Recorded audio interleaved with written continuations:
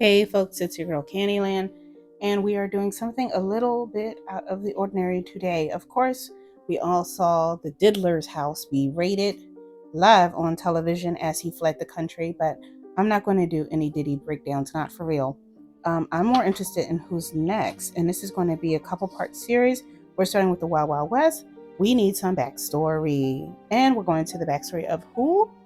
We're going into the backstory of NWA because Eazy has a special message. But before we get to that, compressed backstory. If you're part of the culture, you of course know Niggas with Attitude, NWA. And you know that there is a lot of controversy behind how Eazy passed, especially with a certain fool with a big bald head speaking certain things. If you remember the movie that came out on NWA, it was very disputed by all types of folks. Michelle A threw her hat in and made sure that she got her story out. It was very graceful to Dre and Cube, and I'm just going to let it be known that Cube is not going to be involved in this. I don't think he did anything, but it definitely made Eazy-E kind of look like a biatch. Like they had him crying in it. They had Suge beating him up and stuff. And it was really graceful to the other guys. Like, oh, they were just so much smarter than him, even though he was the brains of this operation. It also left out all of the artists, all of the kids of Eazy. They didn't really talk about his story at all. So the backstory to why I'm doing that's this.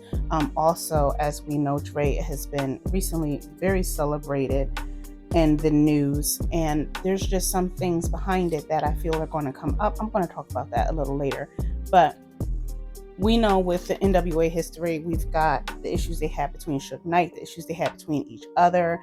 Ruthless records just like up in smoke. So we're just going to jump into the message that I got, the dream that I got. I can't even remember the date of the dream, and I'm sorry I didn't write it down, guys, but this is it.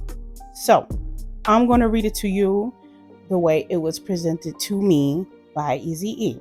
If you don't believe me, you are free to not, do so. Hop on a Ouija board and ask yourself. All right. 1, he is pissed with the mistreatment of his children. The first thing he brought up was his children. We were sitting down at lunch in wherever dreamland I was in. He's pissed that they have been disinherited. His words, not mine. He's pissed that they are or have been in danger when he was around. That was something that was not going to happen. He's also pissed about the state of Ruthless records and its legacy. Pissed about misappropriation of funds. Pissed about allocation of funds. He feels that Bone should have more or damn near all funds thrown at them to complete their artistic contracts, and they should have had artistic control, as well as any promises, verbal or written, that Eazy gave to them before his death. They should have been the permanent face of Ruthless. And when I say Bone, I am assuming it's Bone Thugs and Harmony. But, and this is his words, not mine, greed and a dumb bitch's greed turned his empire into shit. Those are his words. Made the legacy look weak. The kids all should have been involved and educated and raised how to run it, because they would have been more effective and cohesive. Because they're all him, they all would have known what he would have wanted. The daughter that I believe belongs to who he refers to as her. So I'm going to refer to her as well. The daughter that they have together should have been the one. She basically should have been written or willed everything by now. She should be running it. But the lady is apparently spending the money on some nigga. That's what he told me. And he literally said on some nigga. So, girl, I don't know who you're spending that money on, but he wants it to go to his child. And he wants the children as a collective to run the company. And he feels that the eldest should be the CEO and the rest could have different aspects or control different aspects of the company. Either wants it rebuilt, revitalized, revamped, something. It just wants it off of life support, basically. Or at least that's how he feels. He feels like it's on life support. Okay. What else? There's a lot. Okay. Bone is fam. DOC is fam. Dresta, BG Knockout. He was like naming people. GBM. I don't know. I like the song by them. But Dre is down with the ops. And he didn't necessarily kill this man. He wasn't in the plot, but he knew of the plot. And we're going to get into the plot. And I'm going to warn you about the plot. When I heard it, I thought it sounded effing ridiculous. And then before we get into that, though, before we get into the plot, it turns out I had to look this up. I got a date from him like 7/31/93 or August 93. And apparently that was when he did his diss against Dre and Death Row and them. And they had like they rehired Anthony Johnson to reprise his role as Sleazy E that Dre and Snoop had been making fun of. And they just paid him to do the same thing. Well, apparently he only got to do 1 or 2 days of filming before Suge got a hold of him and basically threatened him with a gun to not reprise his role that they hired him for in the first place. He just couldn't do it with Eazy, apparently. So once I heard that, once I read it with my own eyes, I was like, oh no, these people definitely could have done this, which is they just don't bite it. I thought this guy was telegraphing me the song because maybe Eazy wanted me to get into some better music.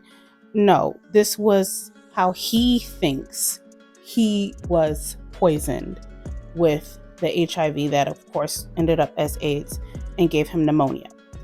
Hire a hot bitch, get her to bite it, and there we go. Hey guys, when you hear this, I'll have added this in late. I also wanted to add that Eazy said the words to me, "You cannot marry a corpse." All right, so with our 4 suspects, we've got Suge, who already got his downfall, his fallout. I mean, we already know he's behind bars with a cane and a CNI dog, claiming to be blind, even though he somehow managed to kill 2 people in broad daylight by running them over with a car. But he already got his, basically. So I just wanted to put him up there because he was one of the suspects. The other suspect is Dre. Again, wasn't a part of the actual plot, but knew of the plot, was very aware that something was happening behind the scenes, was told that there was going to be a new regime and that it was going to be something that was going to benefit Death Row.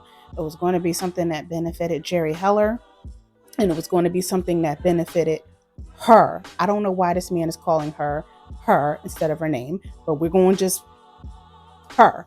Okay. And before this, he just had me do some automatic writing on Jay Heller, which is, don't know if Jerry Heller is directly involved, but he did see and do a lot of behind the scenes shit that he could have warned Eazy about. The plot was the black folks involved, but Jerry is the one who suggested a trap to begin with. It was his idea to remove Eazy and install a new regime. And Dre, honestly, he's up for a downfall separate of Eazy because we know that he beat the hell out of D Barnes. We know that he beat the hell out of Michelet. It's not like the dude is all copacetic, but he did have something to do with this. So even if he wasn't necessarily involved with the plot, he was in the room. He could have made a call. He could have stopped something. He might not have known that they were going to get some, hot bitch to bite down on Eazy's dick and transfer HIV, but he apparently knew something, and he was aware that people were purposefully trying to get him out of there. So we're definitely going to see a downfall of Dre. We already saw, Suge's downfall. He's doing podcasts in Pelican Bay or whatever's going on over there. Jerry Heller is dead. That only leaves Dre and her, this person monikered as her. Apparently she's already ran through part, or if not all of the money. She's getting hers from the children, though. I didn't get anything specific about her downfall from Eazy, so I'm assuming that he's going to let his children handle that.